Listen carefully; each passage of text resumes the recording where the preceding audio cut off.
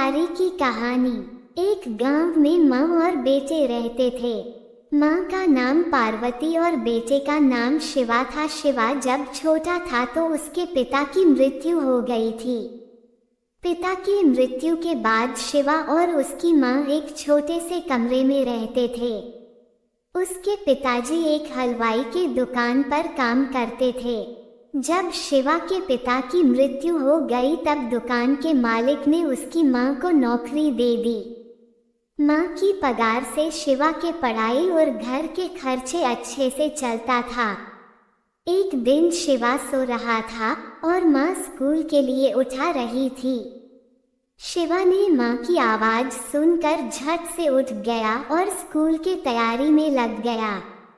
माँ ने जल्दी से उसे टिफिन दिया और वह टाइम से स्कूल से चला गया। शिवा के स्कूल की छुट्टी 2 बजे होती थी।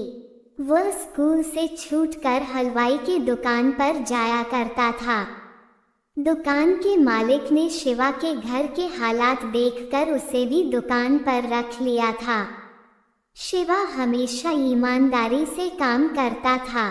पार्वती हमेशा शिवा को ईमानदारी और सच्चाई की कहानियाँ सुनाया करती थी और उसको जीवन में आगे बढ़ने के लिए हमेशा सच और ईमानदारी की शिक्षा देती थी। एक दिन दुकान के मालिक ने सोचा क्यों न इस बच्चे की परीक्षा ली जाए। फिर उसने एक बैग में कुछ पैसे रख दिए और उस बैग को शिवा को देते हुए बोला, बेटा इसमें बहुत सारे पैसे हैं और तुम इस बैग को संभाल के मेरे घर में पहुंचा देना। शिवा उस बैग को लेके जाने लगा तो रास्ते में उसने सोचा कि क्यों न इसे खोल के देख लूं कि इसमें कितने पैसे हैं। पर फिर उसे अपनी माँ की कही हुई बातें याद आ गई और वह बैग को बिना खोले हुए सही सलामत अपने मालिक के घर पहुंचा दिया।